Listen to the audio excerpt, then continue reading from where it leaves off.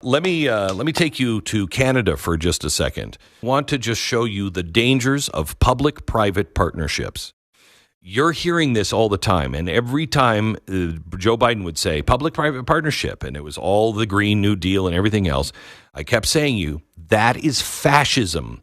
That is exactly the deal that Mussolini and Hitler made. That's the difference between communism and fascism. They let you do your own thing, but you're a partner with the government. And as long as you abide by all of their rules, you're fine. But the minute you disagree, you don't have a say. They'll throw you out on the streets so fast your head will spin. And that is exactly what happened to a hospice center, the Delta Hospice Society. I have the executive director on, Angelina Ireland, and I asked her to come on today to tell us the story of what happened to her hospice facility. Angelina, thank you for joining me. Hello there, Glenn. Thank you so much for having me today. You bet. Okay, so the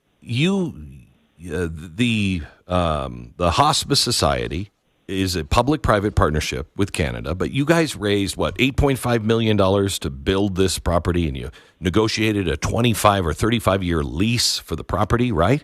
Yeah, Tell me exactly. about this. So actually, we're a private society. So we're a 34-year palliative care organization. And palliative care is basically you take care of people when they're chronically ill or they're terminally ill, and you take care of them well until their natural end. And so we fundraised over a few years, $8 million to open a hospice and a palliative care support center next door. And so we raised that money. We got a 35-year land lease with the Public Health Authority. We built 2 buildings, a 10-bed hospice, a 7,500 square foot supportive care center where we did our counseling and all the supportive programs. And then the service agreement was for operating costs. So every year they'd give us, when it ended, $1.4 million. And when we built those buildings, we opened them and we operated our program with the hospice for 10 years. Everything went fine until this thing they call the state euthanasia program called MAID, came into law. And then the province basically came to us and said, you're going to have to start providing euthanasia. You're going to start killing your patients in the hospice because you're getting public money, right? We said, absolutely not. We absolutely will not. At which point, you're exactly right. The fascism kicked in. I just call it stone cold communism. And said, you're not going to get any money if you don't start killing your patients. So then they canceled that service agreement, at which we said, that's fine. Look, we don't need your money. We'll be fine without your money. Which apparently is the wrong answer, because then they... So then they went after the lease, and we had 25 years left on that land lease, and they canceled it. And now these incidentals, like the buildings on them, they just consider those to be like some kind of an old shack or fence, and they expropriated them. So at the end of the day, they evicted us, the organization, from our buildings. They expropriated those assets, which were valued at $8.5 million, kicked us out, and took our stuff. And then they started to operate our hospice, and they put in the euthanasia. Unbelievable. They gave you no money for the buildings. I mean, it was their land, right? I mean, that's kind of the public-private partnership. You're taking money from them to run it, but you said to them, we don't need it. But also was that not federal land that you were on, or some sort of medical kind of weirdness of Canada? Yes. Well, it was, which considered to be, it belonged to the Health Authority, but it was a registered lease in the titles office with 25 years left. Right. So, we had right to be there, and of course to continue on for another 25 years. But of course, no, they didn't allow it. When you went to the court, what did court say? Well, you see, we didn't get that far because we went to 3 very, very prominent lawyers. And they told us straight up, you're not going to win. You understand this, people. You might walk in with one lawyer. They're going to walk in with 15 lawyers, all funded by the taxpayer. The government.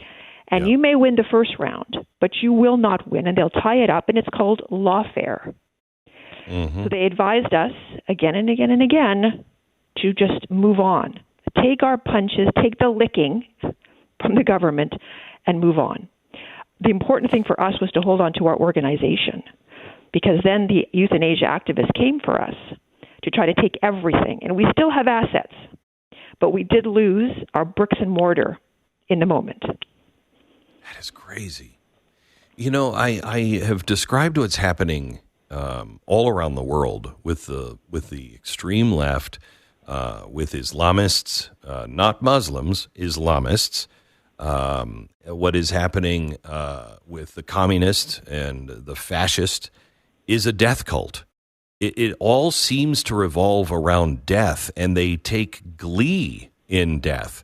And Canada is shockingly, in many ways, leading the way on this with MAID. You don't even know how many people are killed now with MAID a year, do you? No, we don't. We do not. You know, I call it a culling. It's a Canadian cull. They're killing the sick, the old, the mentally ill, the disabled, veterans, the homeless, the poor, and now they're going after the children. We do not know the numbers that exactly. I mean, the government is admitting to 60,000. There's absolutely no way at 60,000. I think they forgot a zero. It's widespread. It is now considered a health care option. When the doctor comes to a sick and vulnerable patient and said, "How would you like just to die?" You know, so it's got completely out of hand. It's truly a national horror for Canadians, for certainly people of faith in my country, pro-life for my country, that we have no control over this. We have no access to authentic, true numbers and information. And this whole consortium that I call Empire MAID has taken over the healthcare system. What's the goal of this, do you think? What's really behind it? Certainly. So, you know, they want to talk about, they've captured the moral high ground on this, right? And said, if you want to be compassionate, you're going to have to start to kill people. That's the only way to be compassionate. That's the only way to provide human rights. And so that very potent message, they've been able to, you know, roll into a narrative which is incredibly, hard. The word is escapes me. Compelling. It's overwhelming for people, right? But why? Yeah, I mean, listen, our public healthcare system, which is what happens when any government goes completely public and we have no private available, it is illegal. It's bankrupt. We have... Hold on just a second. Hold on. I want Americans to hear this. Private health care, being a doctor and providing private health care is illegal in Canada. Yes, it is. The only thing you can do is have cosmetic things done privately. That's it. You know, you want a boob job or a nose job, you can go ahead, get a doctor and pay for it. Everything else is under the Canada Health Act. It must be administered through the state, period. It's even gone up to the Supreme Court of Canada. So this is undisputable. Private health care is illegal. You know, I look at we have several states that are now trying to pass much of this, and they are in the laws that are being passed. It's a requirement not to put assisted suicide down on the death. So you have cancer, but you didn't die of cancer. You had cancer. You have depression, and the doctor said, "Hey, well, you can kill yourself over that." It does not say assisted suicide. It is going to be illegal to put that on the death certificates. It just has to say depression, cancer, whatever it is that they helped you kill yourself over.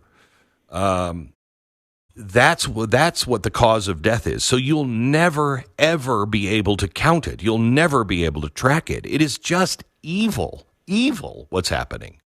It's true. And, how many people will be killed by the state? That is going to be the question. You will never know. That you're giving far too much power to the state. Unaccountable. Unquestionable. Are you shocked at because I am here in America. I mean, New York just voted for an Islamist who is saying, he is for Hamas. He is also a communist, and they just elected him chose him as the Democratic candidate. And nobody really seems to care. When it comes to death all over, when you're seeing these things happen, I am shocked by my own citizens. Do you feel that way in Canada? Well, I personally am not shocked because I know that the only thing that the socialists and the communists ever did well was kill people. This should not come as a shock to anyone. The short-sightedness, unfortunately, of the people is that they tend to get rewarded in the short term. They give them stuff, money, a benefit. It's only crumbs. Ultimately, it is going to be at their literal demise to allow this kind of philosophy, political ideology to come into your country. Are you hopeful for the future, Angelina? I love my country. To be honest with you, I am not. We have seen in my country an overwhelming immigration that has come in. We're talking about millions of people in a very short time. That has literally destroyed our infrastructure, brought the healthcare system to its knees.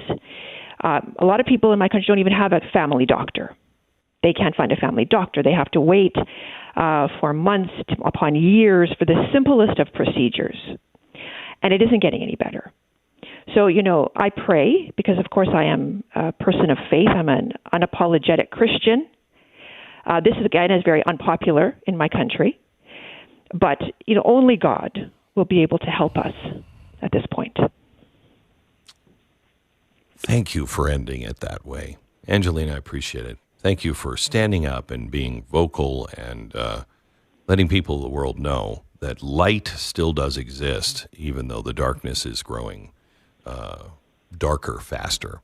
Thank you, Angelina. Appreciate it. Angelina Ireland from Canada.